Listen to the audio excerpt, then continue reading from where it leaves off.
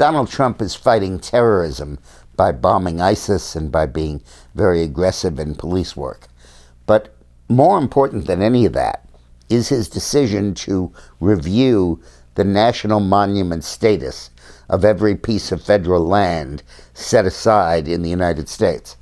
About over half of the United States is owned as a matter of real estate by the federal government, and vast swaths of land have been taken out of the private sector and put into the federal sector.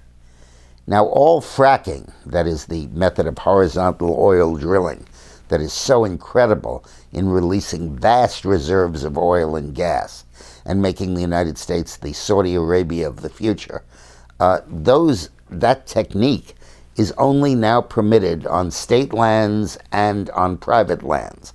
The permits for federal lands have been few and far between, with onerous restrictions. Trump is now loosening those requirements, letting more federal land be fracked, and he's reviewing the monument status of designations over the course of the last 8 years.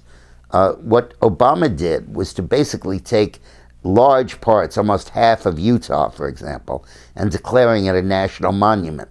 And that makes it impossible for anyone to do anything there, particularly in the way of energy extraction. But it's ridiculous. I mean, there's a lot of it that's scenic and should be preserved, but not half of the damn state. And the people in Utah don't want it, and we shouldn't want it in the United States. And Obama did this with a stroke of a pen by declaring these areas national monuments and taking this magnificent program of national parks and monuments and corrupting it horribly to carry out his extremist environmental agenda and weaken the United States. Trump is now reviewing those designations and will probably take large segments of land and release them to the private sector for fracking and other activities that help our country. Thanks for watching.